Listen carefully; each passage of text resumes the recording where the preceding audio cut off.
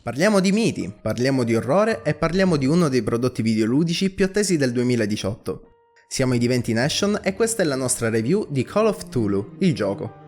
Basato sui giochi di ruolo che portano il suo stesso nome e ispirato dai meravigliosi lavori di H.P. Lovecraft, la Cyanide Studio e la Focus Home Interactive hanno evocato il meglio dai mondi e dalla letteratura Lovecraftiana, rispettando caldamente gli standard attesi. Lo abbiamo giocato in anteprima, lo abbiamo vissuto a fondo e soprattutto abbiamo compiuto una ripida discesa verso la follia, che i creatori di questo gioco hanno voluto raccontare. Call of Cthulhu si propone di combinare insieme dinamiche horror ed aspetti investigativi molto accentuati e ad accostarli a meccaniche tipiche dei classici giochi di ruolo, catapultando il giocatore dentro una spirale di eventi che lo porteranno a dubitare sul serio della sua lucidità mentale. In Call of Cthulhu seguiremo le vicende di Edward Price, veterano della Prima Guerra Mondiale con sintomi da stress post-traumatico e adesso investigatore privato. Le vicende prendono luogo nel 1924, quando gli viene sottoposto un inquietante caso che vede l'assassinio di un'intera famiglia conosciuta come gli Hawkins. Ci troveremo dunque in un viaggio verso la ridente isola di Darkwater,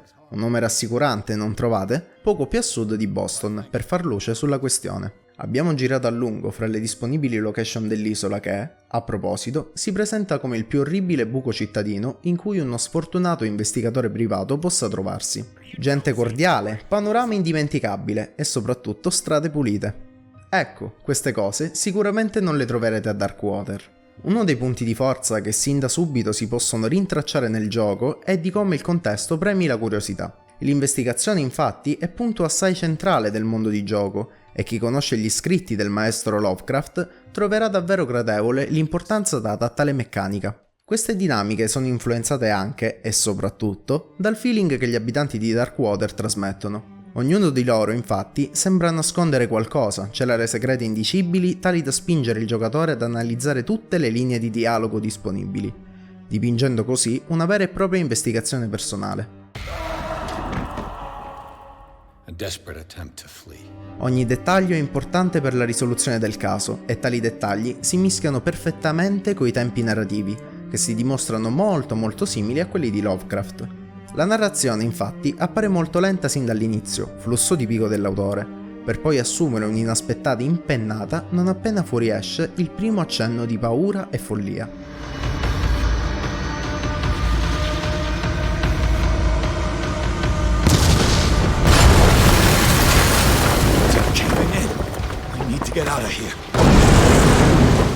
Sono tanti i punti che ci hanno lasciato a bocca aperta quando siamo entrati a contatto con le varie scene che hanno messo a dura prova la nostra sanità mentale. I giocatori infatti si sentiranno padroni della storia per poi scoprire che tutte le loro teorie sono state messe in discussione da un singolo dettaglio, l'orrore inaspettato.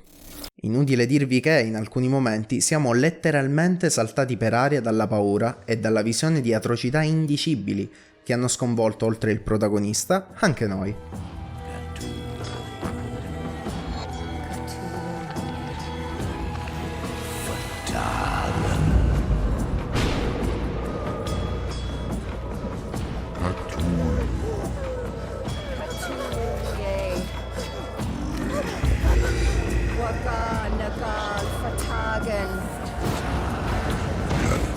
È facile per i mortali dei mondi di Lovecraft non credere a superstizioni pagane o a culti sconosciuti, e qui tale feeling viene ripreso nel migliore dei modi. La meccanica riguardante la sanità mentale risulta essere approfondita, ben congegnata e soprattutto appropriata alle visioni terrificanti in cui Pierce si imbatterà, riassumendo in un semplice menu gli eventi più spaventosi ed incisivi vissuti dal giocatore, e così come gli effetti che hanno avuto sulla sua psiche. Il nostro livello di sanità mentale, che potrà soltanto aumentare se assistiamo a cose che effettivamente appaiono disturbanti per il nostro personaggio, potrebbe influire anche sulle nostre opzioni di dialogo e di interazione con i vari NPC. All'interno del menu di gioco possiamo inoltre trovare le meccaniche ricollegabili all'edizione cartacea di Call of Cthulhu. Fulcro ne è l'albero delle abilità che ci permette di conferire al nostro investigatore sfumature molto diverse fra loro e che influiranno non soltanto sulle linee di dialogo, ma anche sui particolari che il personaggio noterà, e sulle deduzioni che fa durante le sue indagini. Particolare attenzione poi si dà a alcune abilità che non possono essere aumentate attraverso il classico sistema di leveling, ovvero occultismo e medicina. Queste due skill concedono al giocatore un approccio diverso alle strane situazioni e permettono di trovare sensi alternativi ad eventi altrimenti inspiegabili. Giungiamo dunque all'indagine vera e propria che su Call of Cthulhu viene rappresentata soprattutto dalla modalità ricostruzione. In tale modalità, infatti, il giocatore potrà entrare in una sorta di riflessione mentale di ciò che Pierce vede e focalizza.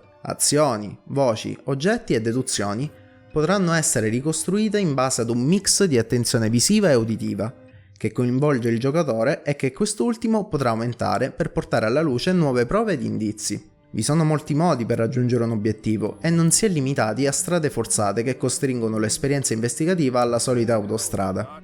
L'investigazione cammina passo passo con la forte presenza di una narrazione funzionale e scorrevole, e sebbene gli appassionati di Lovecraft potranno considerare molto classica la storia e le vicende legate al caso di Darkwater, essa, a nostro parere, è una delle più affascinanti e coinvolgenti vicende raccontate in un videogioco degli ultimi anni.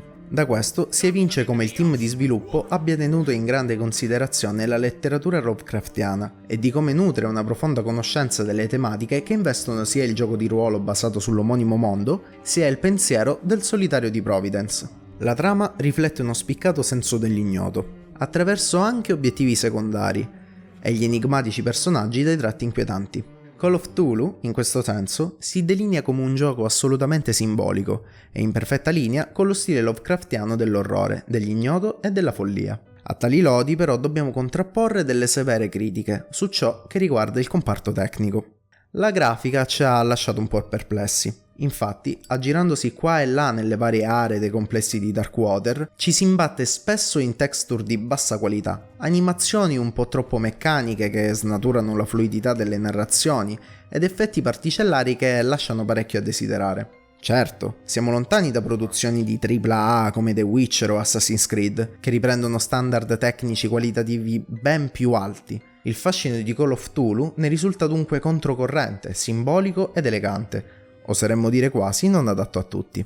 Il gioco, a nostro avviso, ha probabilmente risentito dunque del tempo di produzione che è stato rinviato più volte e che probabilmente era ideato per uscire qualche anno fa. Ma tutto sommato la grafica è una pecca che riusciamo a perdonare.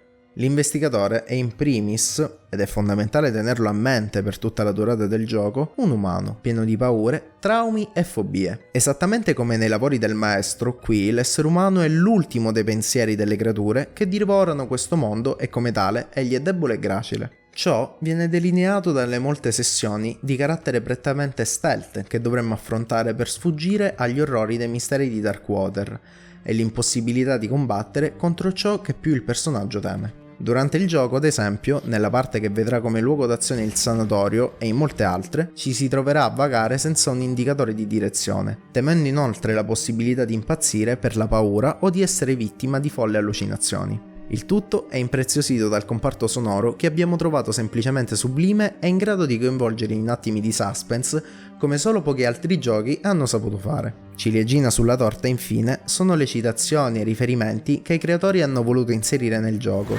Jeepers.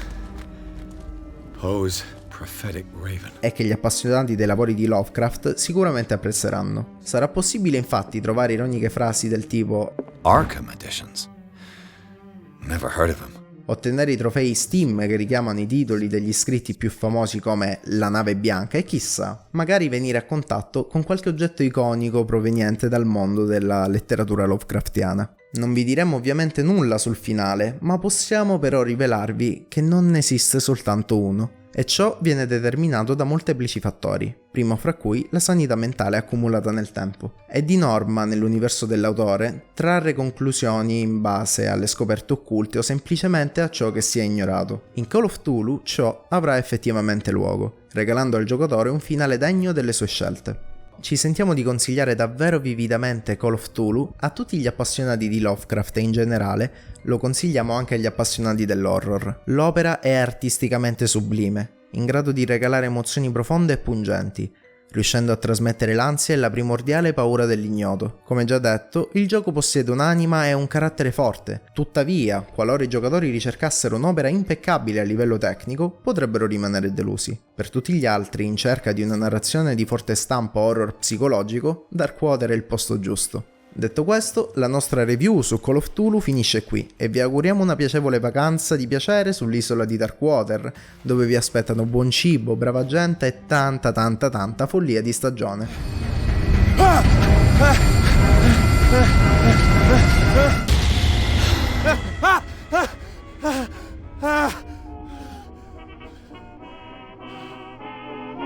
I hate whiskey.